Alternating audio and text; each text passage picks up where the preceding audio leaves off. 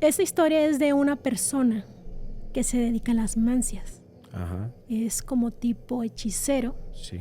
No sé si hay una diferencia entre brujo y hechicero. Yo creo que sí. Puede ser, sí. Yo creo que sí. Esta persona es de Chiapas. Ah, ok, del sur. ¿Ok? Entonces cuenta que desde niño, pues ellos vivían alejados de la gente. Sí. Al parecer, su dialecto era el chol. Entonces, su mamá era curandera.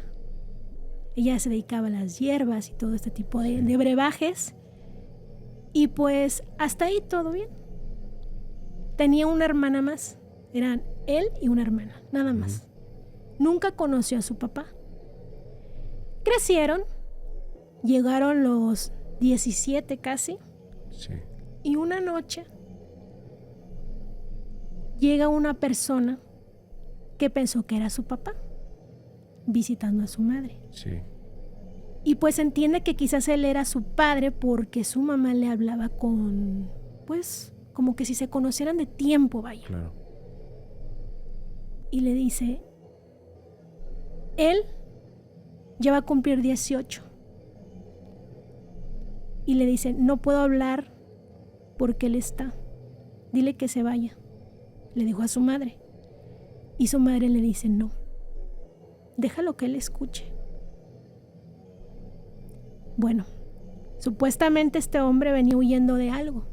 Dice, ¿te acuerdas de aquel pacto que yo hice con el diablo? ¿A poco? Y le dice, sí. Dice, vengo huyendo de él. Dice, no le cumplí. No le cumplí. Dice, y no sé cómo deshacerme de eso. La mamá de este hombre le aconseja que se entregue a Dios. Entrégate a Dios. Dice, es que es imposible. Cuando haces un pacto, dice, no lo puedes romper. Y se las va a cobrar.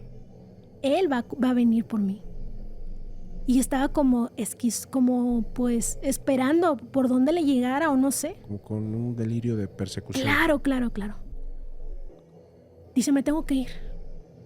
Pero a esta persona se le quedó que él ya iba a cumplir 18. Entonces había algo por ahí. Y él pues siguió su vida normal. Hasta que cuando cumple, ya estaba a un mes de cumplir sus 18 años. Y le empiezan a suscitar cosas. La primera es que él amanece al pie del río. De un río.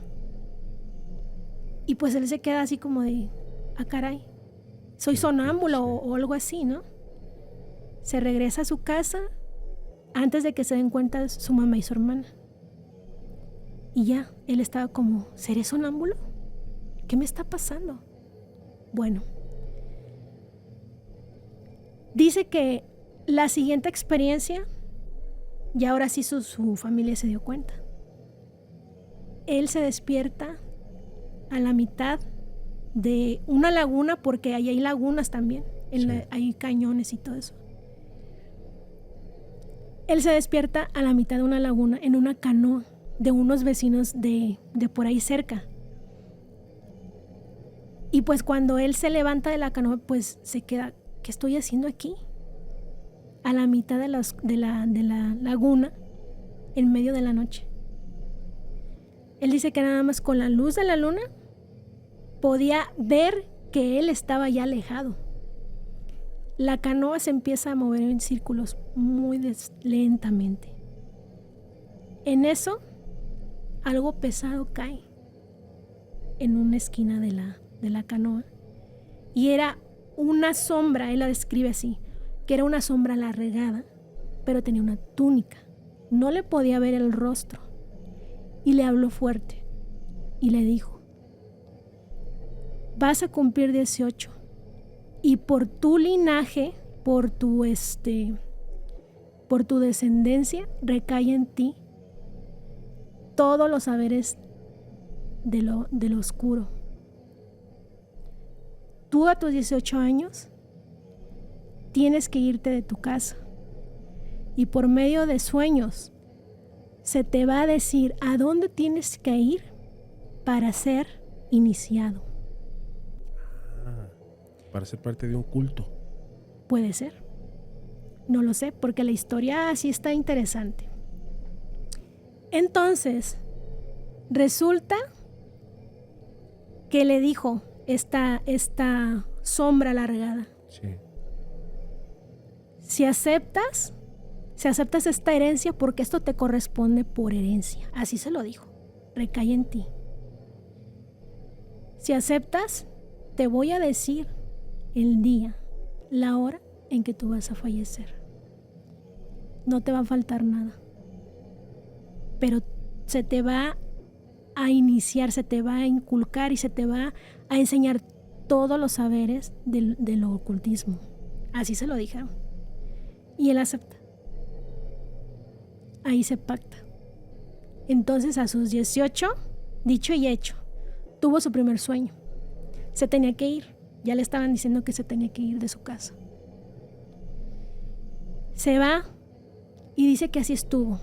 Se fue y él tenía que llegar a unas cavernas.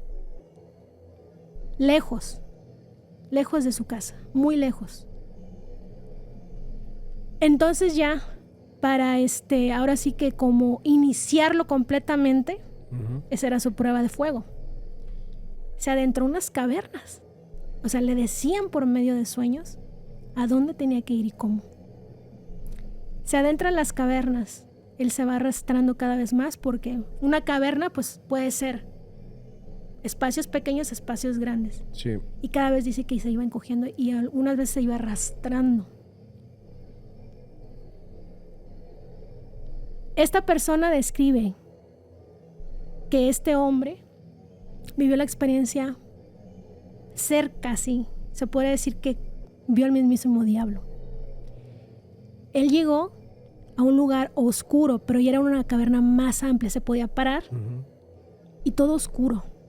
Pero de ahí empiezan a salir llantos fuertes de dolor. Y un olor a azufre invadió todo el lugar.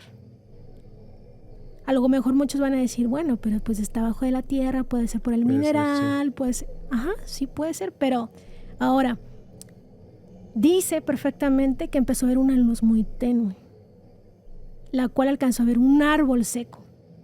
Y en ese árbol había una persona. Estaba fumando, pero estaba sentada. Y le habló. Le dijo, ya llegaste. Y cuando le dijo eso, él supo perfectamente que era la entidad. Sí, claro. Y lo único que tenía que hacer, la indicación era quedarse ahí hasta que esa entidad se fuera. Y ya regresar. Y así lo hizo. Él dice que a partir de ahí, él sí empezó a tener mucho conocimiento, porque le llegaba esa otra sombra que había visto en la canoa la primera vez. Sí. Y lo mandaba con las personas indicadas. Y empezó a adquirir conocimiento. Dice que él trabaja actualmente para ciertos casos más complicados.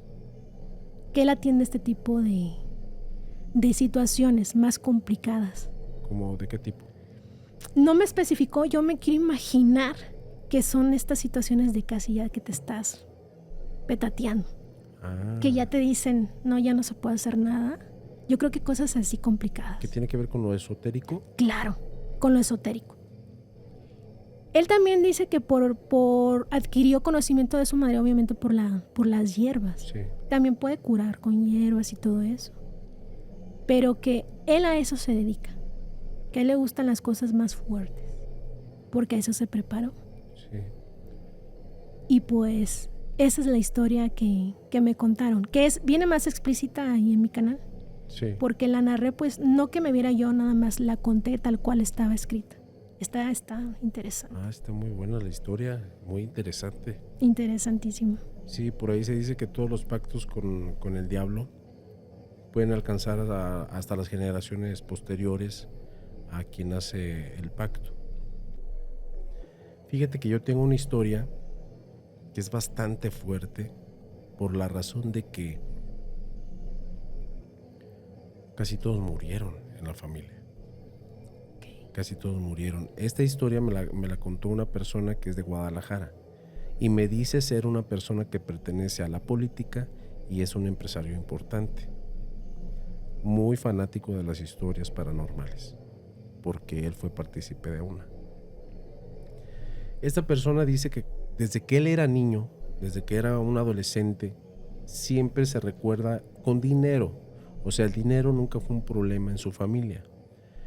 Lo que escuchaba de historias de sus tíos y también de parte de los abuelos era que ellos en algún momento de su vida la pasaron muy mal. O sea, tenían problemas económicos, les iba mal en todo, eran agricultores, pero todo les salía mal.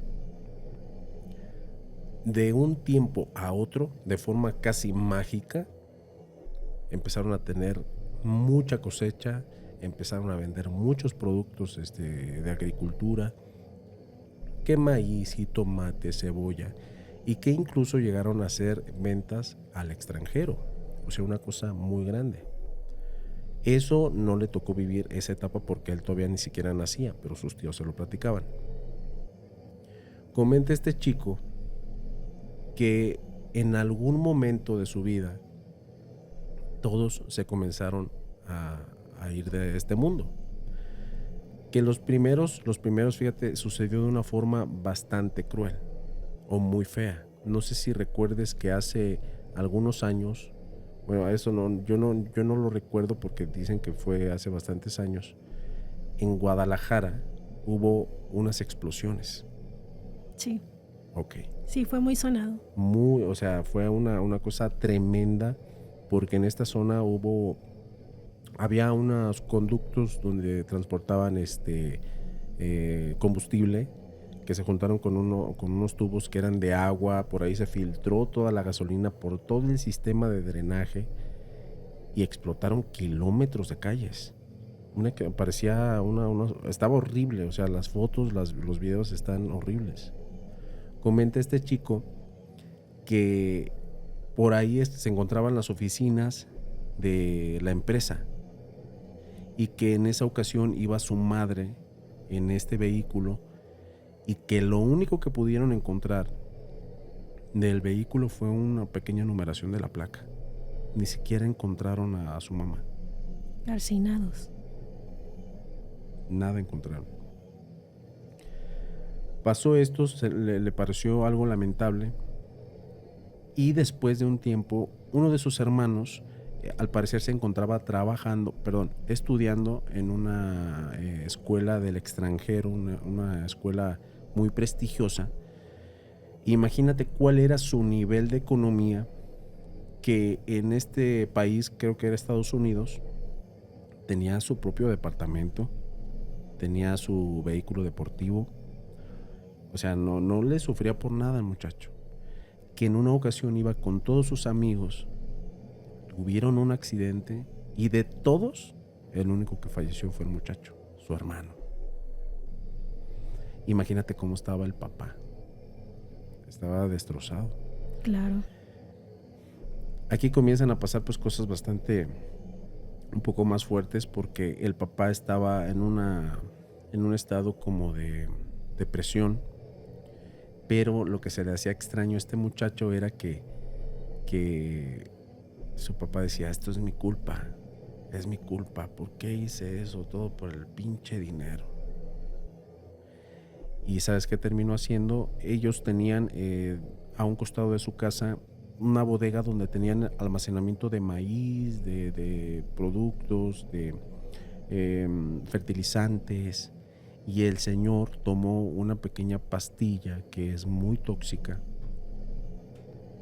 y con eso se arrancó la vida por la depresión. Es que qué fuerte. Es muy fuerte. Después de esto, el muchacho, pues imagínate cómo estaba, ya estaba solo.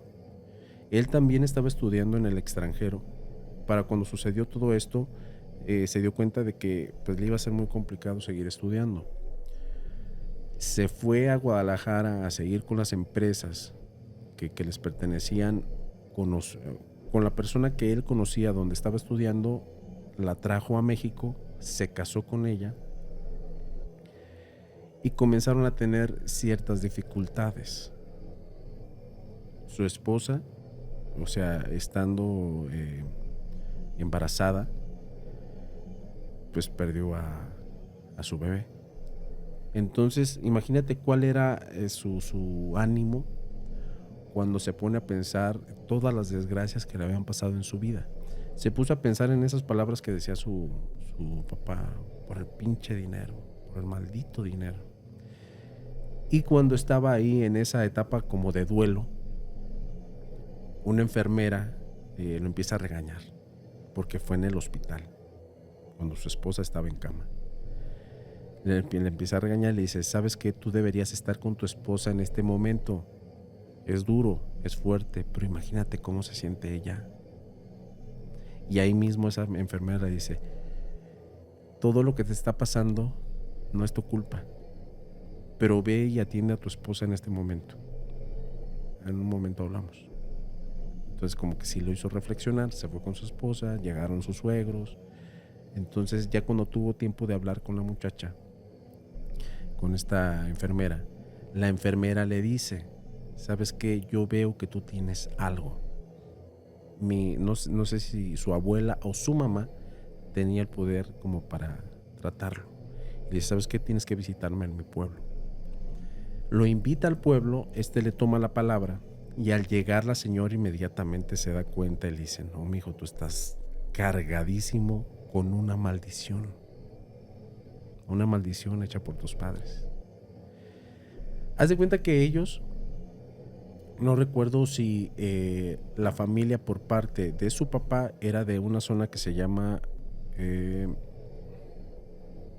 no recuerdo cuál era el nombre, pero está pegado al lago de Chapala, pegadito al lago de Chapala, y ahí a un costado tenían un rancho. Comenta este muchacho que el rancho en vivían sus abuelos, y los abuelos nunca se quisieron ir de ahí. Ahí vivieron muchos años sus papás también de él, y prácticamente era un ranchito, pero tal cual como el de las películas, donde hay caballos, puercos, un pequeño establo, pero los papás de este muchacho se lo hicieron como si fuese una hacienda, la dejaron muy bonita. Entonces la señora le dice a este muchacho: tenemos que ir a este lugar, ahí es donde se hizo todo. Entonces cuando llegan al lugar, se meten a este lugar, y la señora le empieza a decir al muchacho que tenía que desenterrar algo que estaba en el área de los potreros. Ay, no, qué miedo. En plena madrugada, que cuando estaba escarbando todo esto, se empiezan a escuchar los lamentos de los perros, de los gatos, un escándalo. Había un portón muy grande justo en la entrada y se escuchaba cómo golpeaban los portones, y la señora le decía: escuche lo que escuches, veas lo que veas, no pares, no puedes parar. Cuando saca lo que estaba ahí, saca un tipo de contrato, un tipo de trabajo de brujería o algo similar, y se ve donde está escrito que ellos hacen un compromiso directamente con el diablo, todo a cambio de dinero.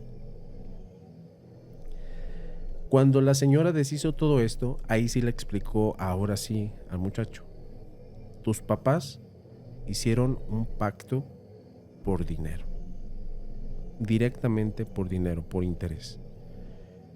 No sé cuál fue la razón, pero tú fuiste el único que no fue afectado por la maldición, pero pudiste haber fallecido también. Entonces la señora prácticamente deshizo este trabajo. Este muchacho pudo seguir su vida de forma normal. Te repito, me comenta que es un político importante de Guadalajara, político importante y empresario, agricultor. Quise investigar, pero no quise mencionar nombres, por la razón de que pues, son personas que si cuentan sus historias, siempre hemos sostenido que no todas las personas cuentan sus historias porque los juzgan a locos. Ahora imagínate una persona de alta sociedad, de ese rango. Entonces los pactos con el diablo o con estas entidades, porque últimamente he recibido ciertas afirmaciones de algunos invitados donde me dicen que el diablo no puede manifestarse en Latinoamérica. Raro, ¿no? Rarísimo. Muy raro, pero que pueden ser entidades que son muy similares al diablo. A ver, pero eso está interesante. ¿Por qué dicen eso? Que aquí Mira, no. lo que pasa que me dice esta persona a la que entrevisté que el diablo no puede manifestarse donde no es originario. De dónde nació el diablo, se podría decir, me dice que donde sí puede manifestarse es en Europa. Sí, se me hizo bastante interesante. Por ahí tiene que ver ese capítulo para que lo entiendan. Pero si nos vamos a lo que dice la Biblia, Sí. sabemos que no es en Europa. Sería en el Mediterráneo.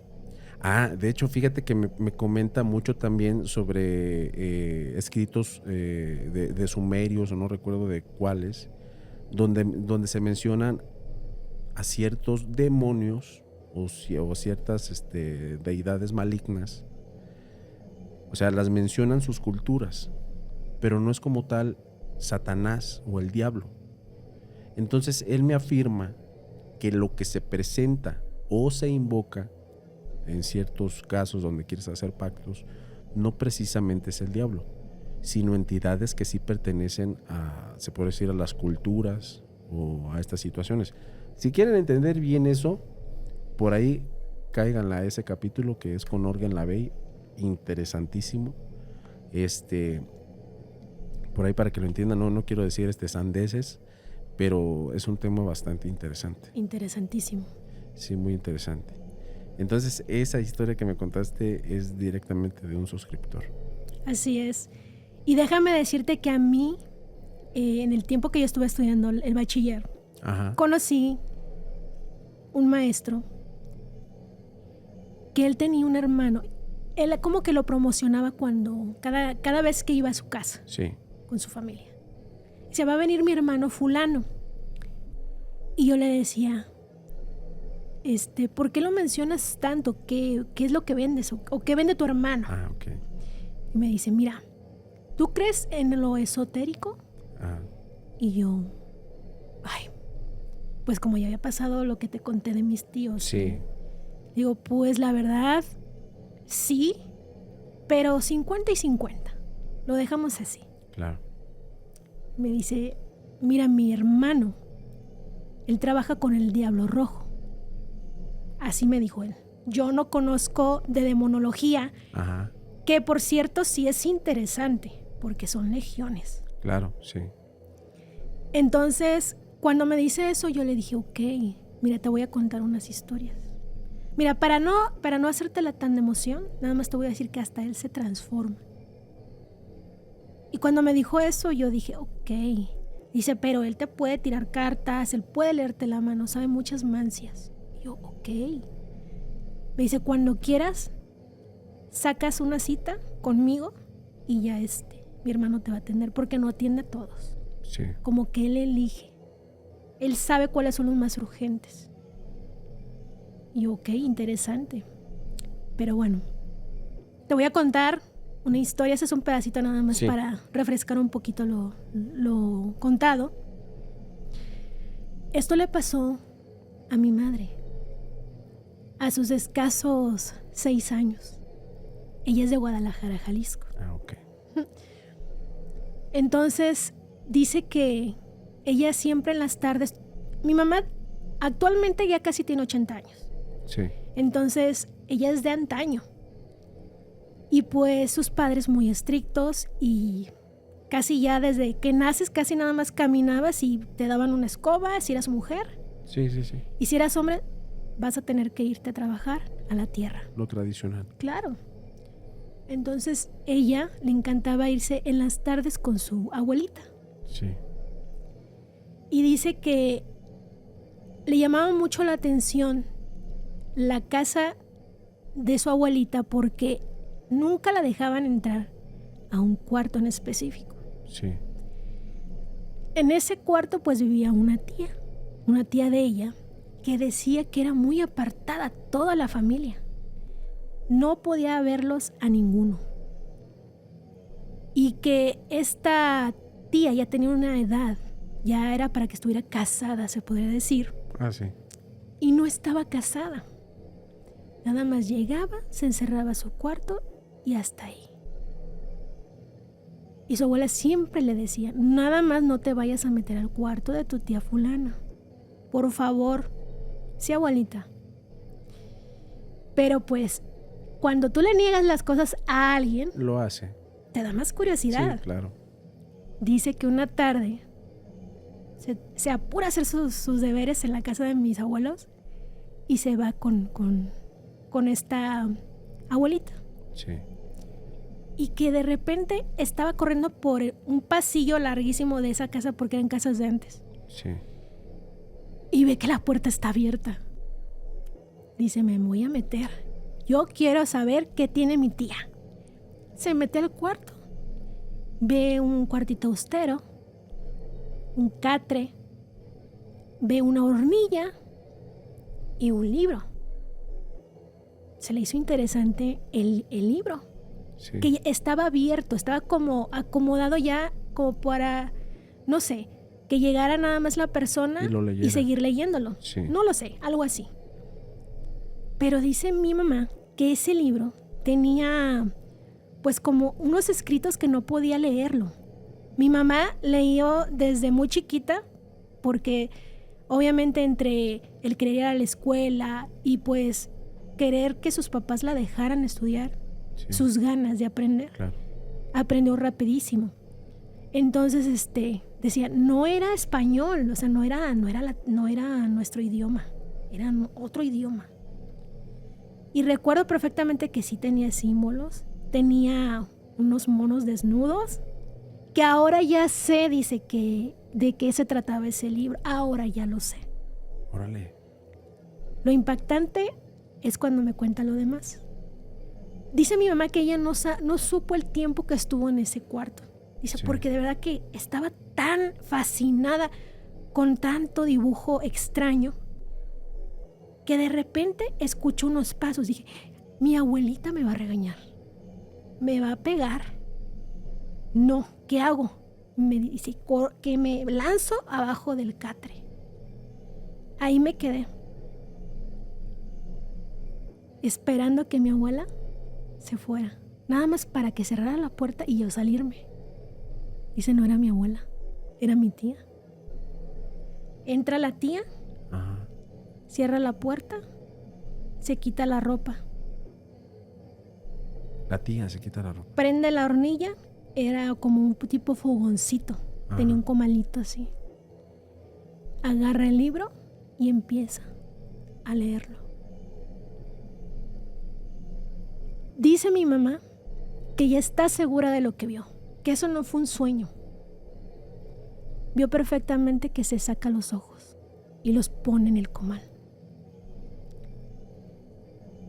Dice mi mamá que cuando ve eso, ella se cubre la boca para no gritar, se traga el grito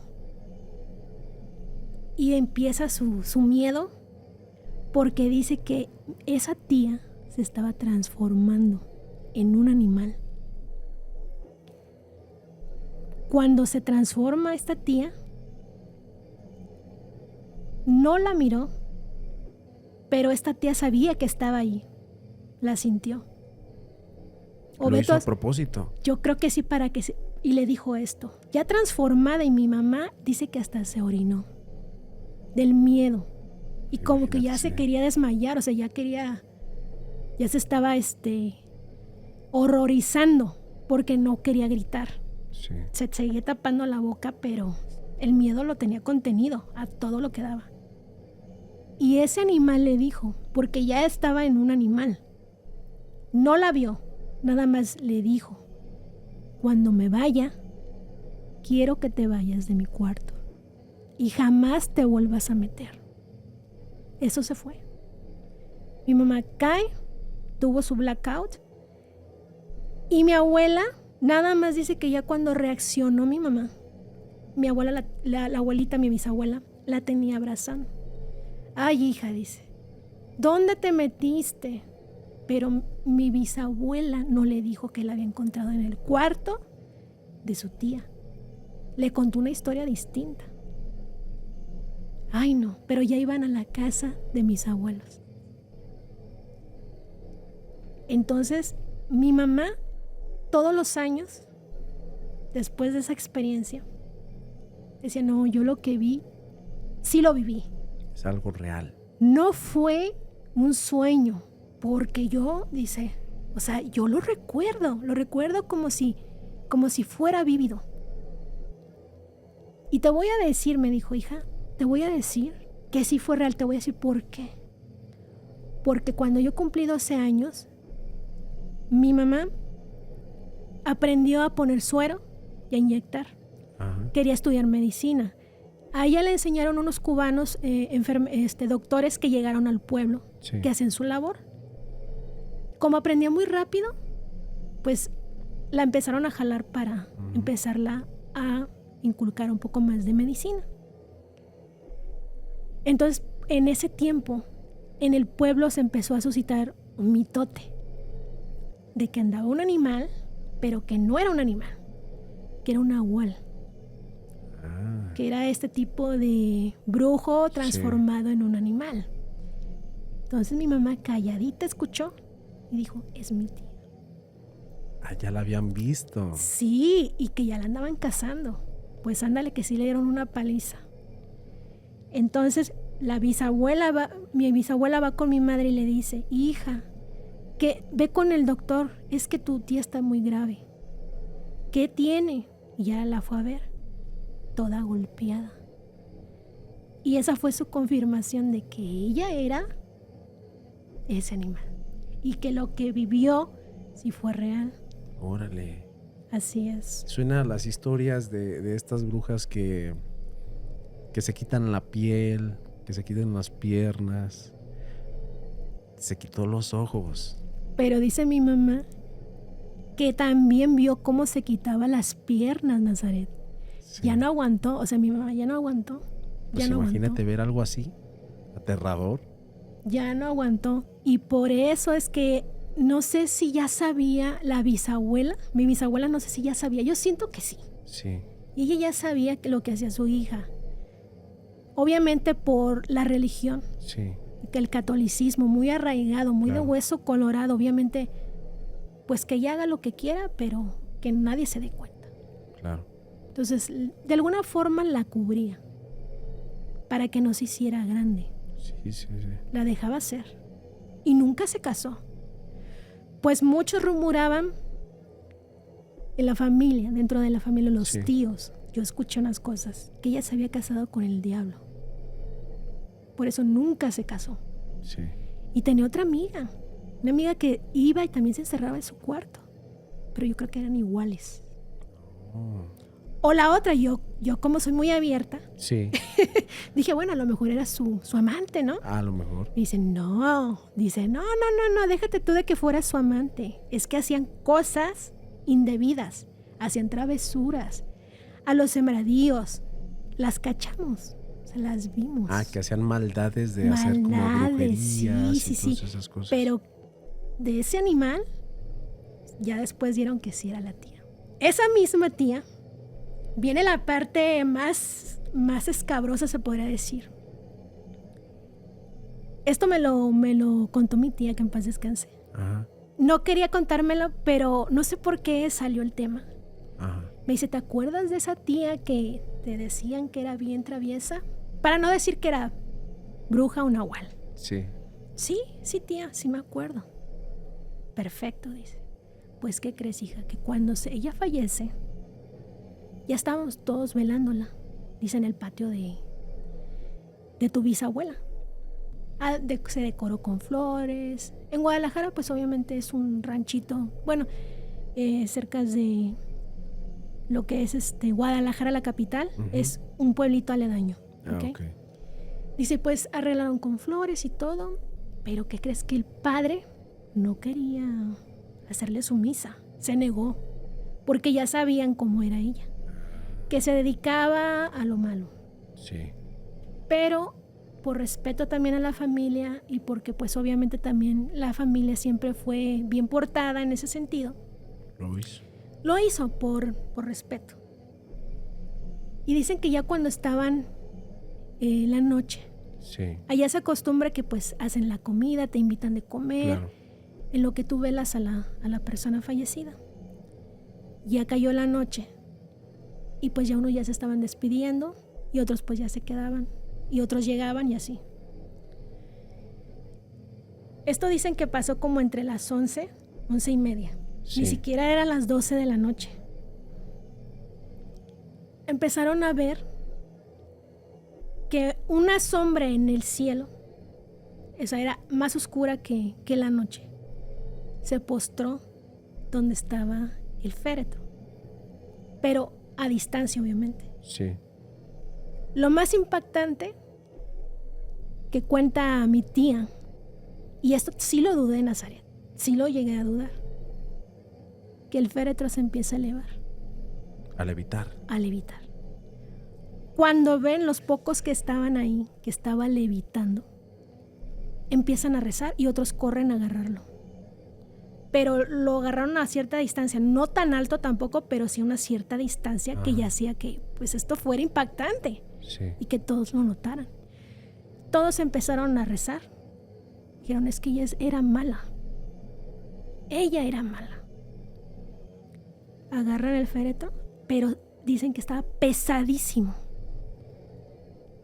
Y que algo sí se desprendió. Vieron que algo sí supuestamente, no sé si esa sombra se acerca, se hace menos tenue, que no lo pudieran percibir. Se acerca al féretro, pero ya es cuando agarran la caja, la bajan y ya reza y reza. Dicen que sintieron muy pesado el cajón. ¿Cuál va siendo su sorpresa? Que había piedras, puras piedras. Dentro de la caja. Ya no estaba el cuerpo. Entonces, dentro de la familia, las pocas personas que eran allegados a la familia, amigos y todo, pues se les pidió que no dijeran nada. Que se iban a hacer la misa. Que no se iba a abrir ya el cajón. Así lo iban a dejar. ¿Y qué enterraron? Las piedras. Puras piedras. Órale. Qué fuerte.